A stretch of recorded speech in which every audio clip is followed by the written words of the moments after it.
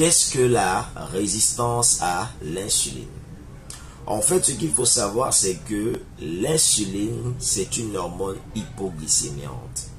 Ça veut simplement dire que quand l'insuline est produite, elle est là pour pouvoir faire baisser la glycémie.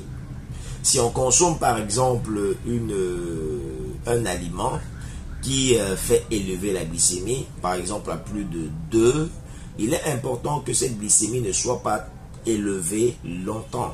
Alors l'organisme va créer donc des mécanismes de régulation comme la production de l'insuline pour pouvoir enlever ce sucre du sang et le faire stocker dans le foie.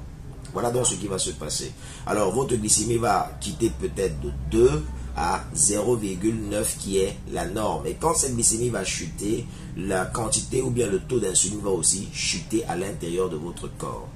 Maintenant, quand on parle de résistance à l'insuline, qui est la cause profonde des diabétiques de type 2, on veut simplement dire que votre corps ne réagit plus normalement à l'effet de l'insuline. Ça veut dire que quand tu vas manger un aliment et que ta glycémie va être élevée, l'insuline va être produite, mais le corps ne va plus stocker normalement de l'insuline, du glucose, et ce glucose va se retrouver encore en circulation dans le sang. Et c'est la raison pour laquelle quand tu vas prendre ta glycémie peut-être à jeun le matin, tu vas constater qu'elle est toujours élevée simplement parce que le corps ne réagit plus normalement à l'effet de l'insuline. Donc, cet état-là est en fait la cause première du diabète de type 2.